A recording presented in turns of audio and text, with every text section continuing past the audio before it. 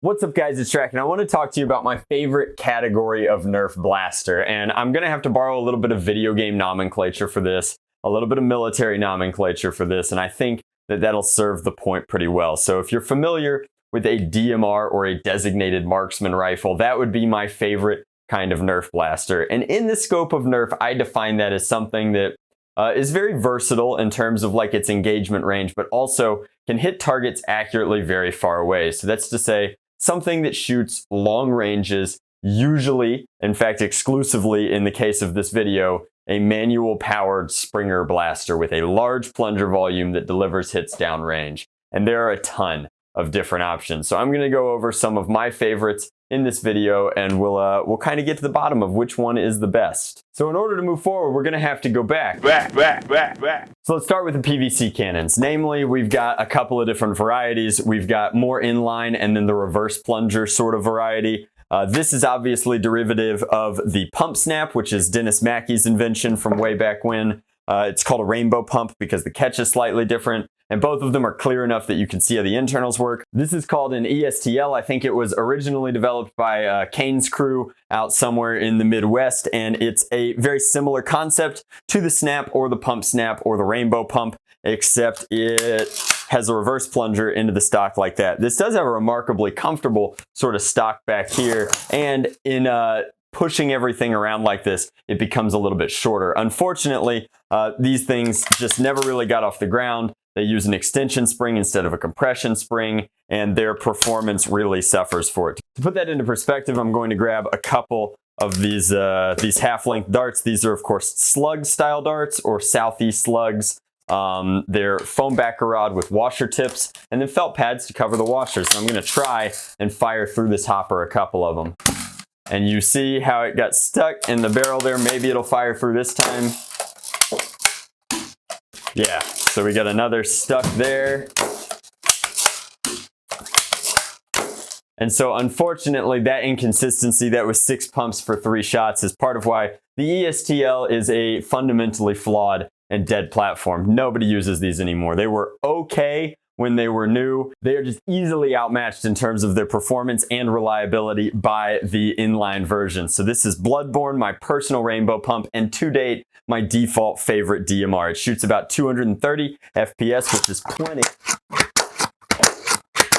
to deliver the hits downrange. And it's easily reloadable from a tube style hopper up here. You can chamber a couple of those, fit this T-cap back on, slap it down, and you are back at it like a bad habit. So I think that this thing is sweet. It's incredibly reliable. The mechanism is super duper simple. I'll slow this down. You can watch how it primes in slow motion. Unfortunately, to my knowledge, neither of these blasters, either the ESTL or an inline rainbow pump, can be purchased right now from a reliable craftsman in our hobby space. So these are almost relics, ancient weapons of a time long gone. And like lightsabers, they've been replaced by cheaper, easier to manufacture on a mass scale blasters. So let's take a look. So let's talk about injection molded varieties. There are a couple of different companies right now who I think are killing it in this space. So we've got Worker making the Prophecy, and we've got Dart Zone that just hit the Dart Zone Pro. The Dart Zone Pro is, of course, about to ship. It just reached stateside,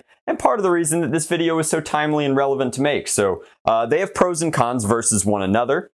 Pros, full-length Picatinny, variable grips, so they both have the ability to attach either a vertical or an angled foregrip. I currently have an AR-15 grip on mine.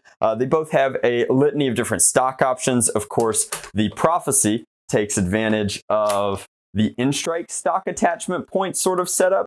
There you can see that this one's actually primed. And the Pro takes advantage of the AR-15 style buffer tube of stock attachment. I think that that's ultra sweet in and of itself. There are adapters to make both of these things go either way, but we've currently got a mil-spec stock on this guy, giving it some very comfortable ergonomics and performance. Then, of course, it's got a variable sort of magwell, as does the Prophecy. So the Prophecy currently has a standard in-strike magazine in it, except it's a Worker mag that accepts half-length darts. So they both fit That was disappointing. So they both fit a litany of different options for half-length magazines. Worker, of course, developed the Talon platform, which is very similar to Katana's. And then the Dart Zone Pro has Pro Mags, which are very similar to both of those options as well. They all fit in scabbard rigs, which is what I care about. For ease of travel, this one breaks down into half. You pull these two pins and it comes down into two parts. This one is not quite so simple to take down as its rails are internal. They both have internal rails, unlike the only other blaster in this category we're going to briefly mention. And you can see that they both derive heavily from like AR-15 stylings, because this has a charging handle injection molded on, which is very, very confusing. This is a little bit thicker. This is a little bit thinner. This grip is a little bit more comfortable given that it's rubberized. They both have finger knurling in them. They're both quite nice. They both have good mag releases. Like, they're both very solid platforms, and they both cost about the same. So the pre-order for the limited edition version of the DZP was $180 with free shipping. By the time you pay for shipping, buy the internals and assemble this yourself, you're spending about that much money on a Worker Prophecy with no bells and whistles. This comes with pretty much everything that you need, and you're gonna have to buy magazines and darts with this, and with this you actually get plenty of both of those. So your mileage may vary. I don't actually have like a super duper preference between both of them. I think that if you're an experienced and talented modder, buying a kit and putting it together can be part of the fun. I think that if you just want something that's going to perform really well, they both hit with the standard Worker kit a little under 200 at that 170, 180 sort of FPS mark. So neither one hits as hard as a full K26 primary, but they are both very versatile platforms, and you can tweak the internals in either one. They both have sizable plunger tubes, which is cool. So while I think that the price is right and the performance is on par for that ultra stock sort of competitive Nerf aspect, I think that they are both very, very solid. I like them both for different reasons. This one currently needs a tune-up. I have not opened it up since I modified it and assembled it, I think a year ago or so. This one just got hydro dipped and is bright, shiny, and new, so it's performing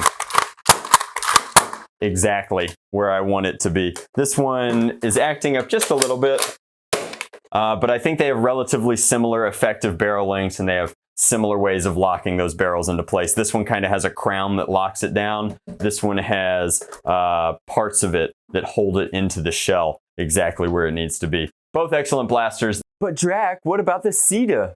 Well, not unlike people who paid for a Jet Sita, the company has promised me one on multiple different occasions to use for reviews, to use for tinkering, to use for videos like this, and never really delivered. So I don't see a reason to promote a blaster that A, doesn't seem to work the way that it's supposed to, and then B, doesn't seem to ship to people or have any customer service to speak of. That's not me being salty, that's me being honest with you guys. As my audience, you guys are my most important allegiance in this hobby, and I see no reason to lie to you. They never sent one. It doesn't seem that great to me. Jet never sent one, so I can't put it in this video. And in addition to that, the ones that I've played with have not been anywhere close to these in terms of their quality and reliability. And that's what a DMR has to be. It has to perform, and it has to be reliable. This one needs a tune-up. They're both fine though. So let's talk about hobbyist offerings. And of course, we've got to start with the king of hobbyist offerings itself, the Caliburn. So if you're noticing any similarities between this and this, particularly if we overlay them right about there, then you would be right. They are very similar. It's essentially an exercise in how do we make a magazine-fed full-length K26 pump snap. And it does a mean job. So in particular, the litany of different color options and material options that the filaments bring, the ability to buy things like tooth and nail to give it a ton of extra rigidity, reliability, and power, is just really, really sweet. It's an incredibly versatile platform that's been iteratively designed over the course of years now and has really refined itself into a system that delivers the hits.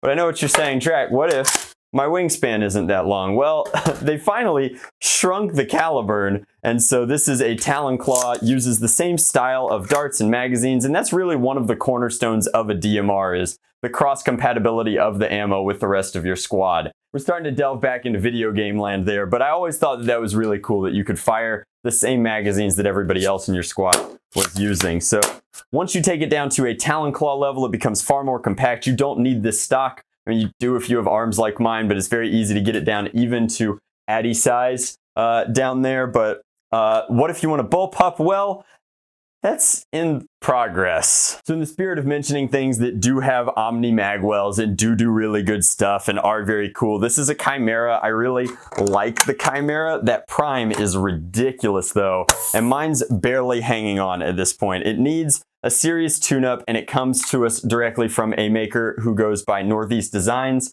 I think that Northeast Designs is a brilliant maker, but all I can say in the context of this video is that there have been very few of these produced. The support for them is severely lacking, and while I think that Northeast Designs is a really good designer, I think that he still has a little ways to go in terms of like learning how to operate a small hobbyist business. And I think he's just really choked right now in terms of like, he has money that he hasn't delivered good on, and I think that that's very smothering for him. So while I can't speak to the chimeras that are en route or in progress, I can say that probably give him a little while, let him get his stuff figured out before you go throwing massive amounts of support at the chimera platform right now. I think he's working on a funky pistol. I think that it's all really cool stuff. However, I think that Bullpup options for Talon magazines are gonna have to wait a little while. If you've got to go Bullpup, there's some excellent design options out there being done by Timmy Wynn, and I think that they're really sweet. They're less DMR though, so they don't belong in this video. They're more of an LMG kind of loadout. Let's move on. So with the chimera out of the picture, we can talk about the performance of the Caliburn platform. You can take these up to 300 FPS, but at that point they are insane, and you basically need a tooth and nail sort of system or something equivalent to reinforce that kind of power slamming into 3D printed parts. So I think that these are really sweet. They're definitely the more available version of a full-length K26 Springer. People who are producing them right now in mass with good reputations. And there are realistically 3 different price points that you can pick these up at. The cheapest price point, if you want a mass-manufactured, ready-to-go Caliburn, would be from Captain Slug. His turnaround time has gotten pretty good. His performance is on par with other K26 Springers, and while his print quality is a little quick and not necessarily the best, he's going to give you something that's going to perform the way you want it to every time. And you're supporting the original creator of the platform, the guy who really brought the iterative design to this level and got it all ripped and ready to go. It's tough to beat that kind of brand equity. Then in the middle, you have my buddy Second Guess Productions. That's Andrew Crow, delivering just some seriously quality builds. He has access to some of my tooth and nail components when he wants them, and he's printing at a pretty sweet resolution. It's not quite as fast as Slug, it's not quite as slow as myself, and his price point sort of reflects that. You're going to spend a little bit more money with him than Slug, but you're going to get something that ultimately looks a little bit nicer, and as a result, may even last a little bit longer. He's a really good dude. He's doing a ton of cool stuff. He has the ability to crank out multicolor prints with a palette too, and his turnaround time is legendary. It is speedy quick. Then I'd be remiss if I didn't plug myself. I print the slowest Caliburns in the hobby, but as such, they have the highest layer laminate strength. They will last the longest, and I think personally that they look the best. In addition, all of my stuff has the Alumilan coupler, reinforcements, and tooth and nail just by default in design because I want it to be virtually indestructible, and then I tune them for performance as well. So realistically, the Talon Claw builds tend to top out around 200 FPS, this one's shooting about that level, and then the Caliburns can go much higher, but usually float around 220, 230 because that's about what K26 full-length plunger does. You can get them higher, you can do all sorts of crazy stuff, you can take them down with a scar barrel if you want, but lots of different options. Mine are the most expensive in our hobby, but are also the nicest, so I call mine the arcane grade Caliburns. They come serialized, they come signed, and they are easily the slowest and most expensive. That said, they're not even commercially available. There are very few ways to get me to contract build an arcane. You can hop into a Kickstarter if I happen to have a Kickstarter live, and I'm not planning one right now. And then there are other ways to convince me to do a contract build these days, but I don't make that many of them. There are very few, hence the serialization. So that kind of covers more or less what Caliburns cost, where you can get them. The price points go from like 120-ish to about 180-ish, and then mine are obviously much higher, but there are a ton of different things that you can do with the platform. It's completely open source, and they can look as good or as quick and dirty as you want them to. I think the Caliburn platform is ultra mega level sweet. It's still, I think, the #1 3D printed blaster in our hobby.